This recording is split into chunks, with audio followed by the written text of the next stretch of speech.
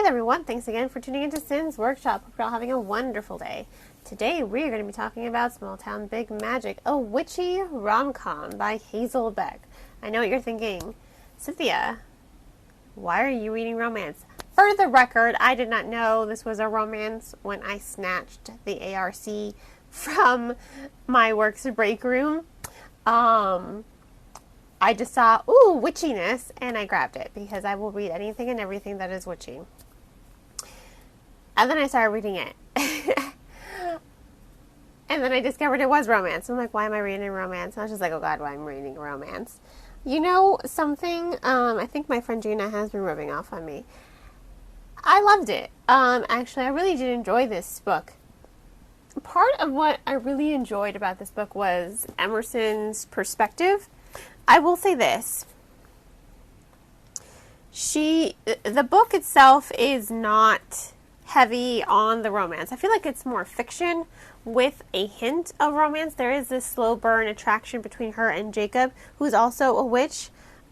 He's also a farmer, and he is what you would call a healer. That's his specialty. He comes from a family of healers. I will say Emerson is a very passionate character. My God, she is passionate. There are lots of pros and cons to her. You know, she's very determined. She loves her friends. She's very headstrong. However, sometimes her attack on the patriarchy comes off as egotistical, narcissistic, and I really don't like how she treats Jacob sometimes.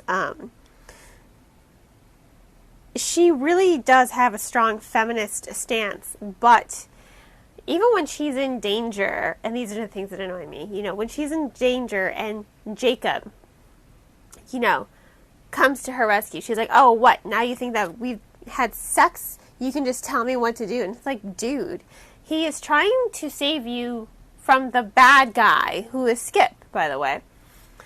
It's like, he's trying to protect you. He's trying to keep you safe.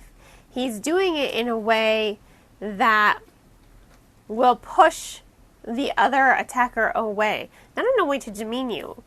It's like, you've known this guy all your life. Why are you thinking the worst of him? I really wasn't a fan of that. And I like that her friends, her female friends, call her out on her bullshit. And I like how Jacob, he's like, I don't have to stand here and take this. He's like, you were calling out for help. I came to help you. The best way I knew how to approach the situation with said villain. It's like, I don't know what to do with that. It's like, nothing's going to make you happy. And her friends, the way that they call her out on her bullshit, it's like, dude, you were literally calling for help psychically. You know, she was calling for help psychically. And she just took everything Jacob did and she wrapped it in this film of evil patriarchy. And it's like, not everything is an attack.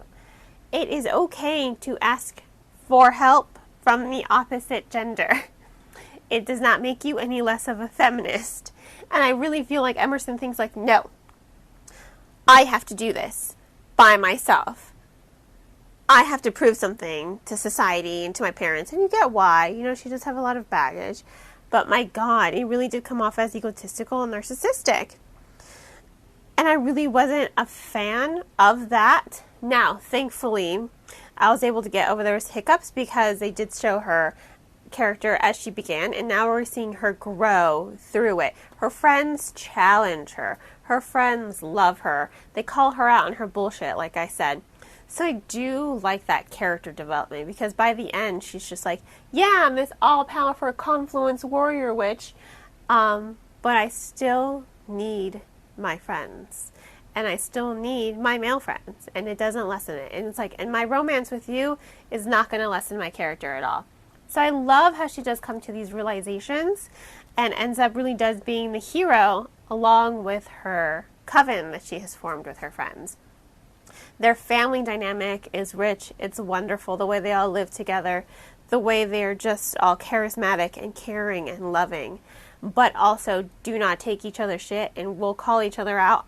I loved it. It was genuine. It was realistic. That's why I say this story to me, yeah, there was a slow burn romance throughout most of the entirety of it, but it was secondary to the plot. It did add to that character development, but it was secondary to the plot of, Emerson being attacked by dark magic. What does this dark magic mean? What is the rise of this dark magic?